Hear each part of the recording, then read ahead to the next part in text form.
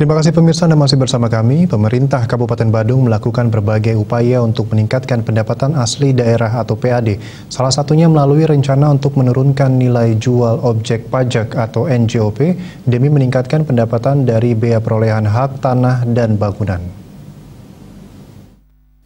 Kepala Dinas Pertanian dan Pangan Badung Iwayan Wijana mengatakan dengan kebijakan menurunkan NJOP ini diharapkan tidak menimbulkan alih fungsi lahan pertanian yang berlebihan, terutama terkait lahan basah beralih menjadi pemukiman. Karena seperti diketahui kebutuhan masyarakat akan pangan saat ini semakin meningkat. Menurutnya lahan pertanian untuk menunjang kebutuhan pangan saat ini sudah semakin berkurang. Padahal alih fungsi lahan sudah diatur sesuai dengan Perda Nomor 8 Tahun 2019 tentang pelindungan lahan pertanian pangan berkelanjutan.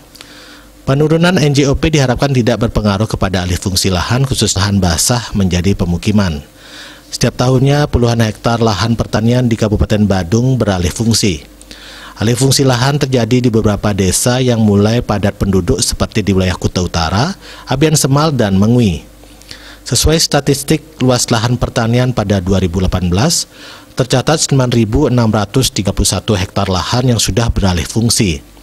Kemudian di tahun 2019 mengalami penurunan 38 hektar, sehingga luasnya 9.593 hektar.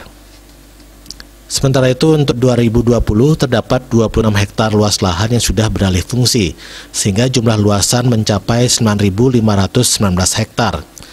Masyarakat diharapkan tidak sembarangan dalam melakukan alih fungsi lahan maupun menjual tanahnya.